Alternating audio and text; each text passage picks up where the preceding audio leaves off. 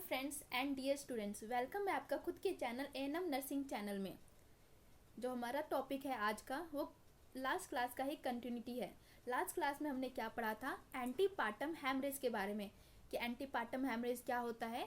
जो bleeding 28th week of pregnancy के बाद होता है, 28th वीक ऑफ प्रेगनेंसी के बाद होता है और बर्थ ऑफ बेबी से जो पहले होती है उस पीरियड की जो ब्लीडिंग को एंटीपार्टम हैमरेज बोलते हैं। ठीक है, कल हमने फिर उसके कोजेज़ के बारे में भी पढ़ा था कि 2 कोजेज़ होते हैं, तो उसमें से एक कोजेज़ को हमने डिफाइन करना स्टार्ट किया था, एक्सप्लेन करना स्टार्ट किया था। तो उसी का ये कंटिन्यू पार्ट है प्लेजेंटा प्रीविया के बारे में। हमने लास्ट टाइम इसके डेफिनेशन, इसके हाई रिस्क फैक्टर्स और इसके हमने टाइप्स पढ़े थे, डिग्रीज पढ़े थे। आज हम इस वीडियो को में कंटिन्यू करेंगे इसके साइन एंड सिम्टम्स, डायग्नोज कैसे करते हैं और कॉम्प्लिकेशंस क्या क्या हो सकते हैं। तो चलिए हम अब आगे कंटिन्यू करते हैं। हम इसके साइन एंड सिम्टम्स पढ़ने जा रहे हैं। तो साइन एंड सिम्टम क्या होता है, जो ब्लीडिंग होती है प्लेजेंटा प्रीविया की वो क्या होती है, एकदम से होती है और पेनलेस होती है, कोजलेस होती है और बार बार होती है। क्यों होती है उसका भी एक रीज़न है, मैं आपको एक बार बताने की कोशिश करती हूँ। ध्यान, इसमें क्या होता है, आपका जो कॉन्ट्रैक्शन होता है, ये जो यूट्रस है वो आपको पता है कि टाइम टू टाइम ये कॉन्ट्रैक्ट करता है प्रेगनेंसी के टाइम एंडिंग के पोजीशन में। इसमें क्या होता है, जब ये सर्विक्स है आपका, जब ये कॉन्ट्रैक्शन से डायलेट होता है, ओपन होना स्टार्ट करता है, तो क्या होता है कि कॉन्ट्रैक्शन के कारण जो ये आपकी प्लेजेंटा प्रीविया है, ये जो प्लेजेंटा नीचे की सोड है, ये जो इंटरनल ओस को जो इसने कवर कर रखा है, तो ये जैसे जैसे ये डायलेट होगा सर्विक्स आपका, धीरे धीरे 10 सेंटीमीटर तक टोटल डायलेट होता है जैसा कि हमें पता है।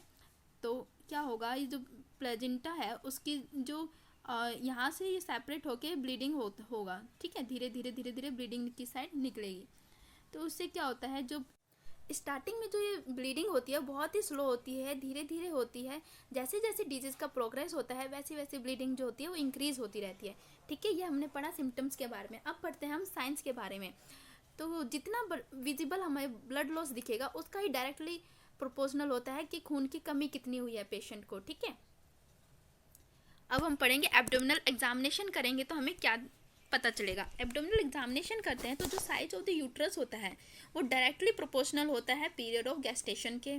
ठीक है, जो यूट्रस होता है वो सॉफ्ट फील होता है हमें, इलास्टिक होता है, उसमें कोई हार्डनेस नहीं होती है, माल प्रेजेंटेशन हो सकता है। और जो हेड होता है वो फील होता है जैसे फ्लोटिंग सा है, क्योंकि जब आप देख रहे हैं नीचे हेड हमें फील ही नहीं होगा क्योंकि प्लेजेंटा है, तो हेड ऐसा लगेगा जैसे फ्लोट कर रहा है। ठीक है, और अगर हम वल्वा का इंस्पेक्शन करेंगे तो ब्राइट रेड कलर होता है इसमें। ठीक है, जो डायग्नोसिस होता है एपीएच का वो कैसे करते हैं, पेनलेस ब्लीडिंग होती है उसमें। ठीक है, सोनोग्राफी किया जाता है, trans abdominal sonography, trans vaginal sonography और ट्रांस पेरिनियल सोनोग्राफी, एमआरआई किया जाता है और ड्रॉपलेट टेस्ट किया जाता है। ठीक है, अब हम इसके बारे में कॉम्प्लिकेशंस के बारे में पढ़ेंगे कि मदर्स में क्या क्या कॉम्प्लिकेशन होते हैं और फीटस में क्या क्या कॉम्प्लिकेशन होते हैं। तो सबसे पहले हम मदर के बारे में पढ़ेंगे कि ड्यूरिंग प्रेगनेंसी क्या होता है। ड्यूरिंग प्रेगनेंसी क्या होता है, एंटीपार्टम हैमरेज हो सकता है, माल प्रेजेंटेशन हो सकती है, आपका प्री मैच्योर लेबर हो सकता है। ठीक है, टाइम से पहले ही लेबर हो जाएगा। और ड्यूरिंग लेबर क्या होगा कि अर्ली रप्चर ऑफ मेम्ब्रेन, जो एमनियोटिक फ्लूइड होता है वो अर्ली रप्चर हो जाएगा। ठीक है, और स्लो डायलेशन ऑफ सर्विक्स होगा, जो सर्विक्स का जो डायलेशन होता है वो भी स्लो हो जाएगा। इंटरपार्टम हैमरेज हो सकता है, पोस्टपार्टम हैमरेज हो सकता है और रिटेन प्लाजेंटा, जो प्लाजेंटा के जो मेम्ब्रेन्स होते हैं उसके पार्ट्स होते हैं वो रह सकता है यूट्रस में। अब अगला क्या है, ड्यूरिंग परक्यूनियम, उसमें पेशेंट को शॉक लग सकता है, सेप्सिस हो सकती है, ज़्यादा ब्लीडिंग की वजह से शॉक लग सकता है, या सेप्सिस हो सकता है, इन्फेक्शन हो सकता है, सब इन्वोल्यूशन हो सकता है। जो भी मतलब प्रेगनेंसी के टाइम भी जो भी चेंजेस होते हैं यूट्रस में वो वापस अगर अपने रिटर्न पोजीशन में नहीं जाता उसे ही हम सब इन्वोल्यूशन कहते हैं। ठीक है, अब फीटल कॉम्प्लिकेशंस क्या क्या होते हैं।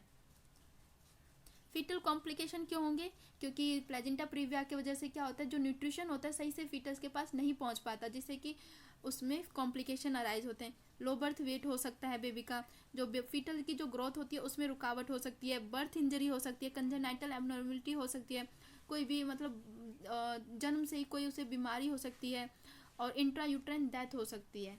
ठीक है, आज हमने प्लेजेंटा प्रीविया के साइन एंड सिम्टम्स और उसके डायग्नोसिस और कॉम्प्लिकेशंस पढ़े। तो आई होप आपको समझ आ गया होगा।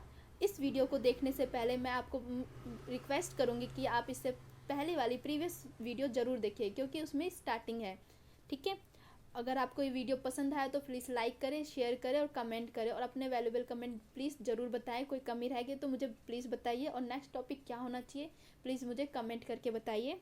Thank you for watching. Subscribe करना ना भूलिए ताकि नए नए वीडियो आपके पास सबसे पहले नोटिफिकेशन जाए। लाइक करें, पसंद आए तो शेयर करिए। ठीक है, और हेल्दी रहिए।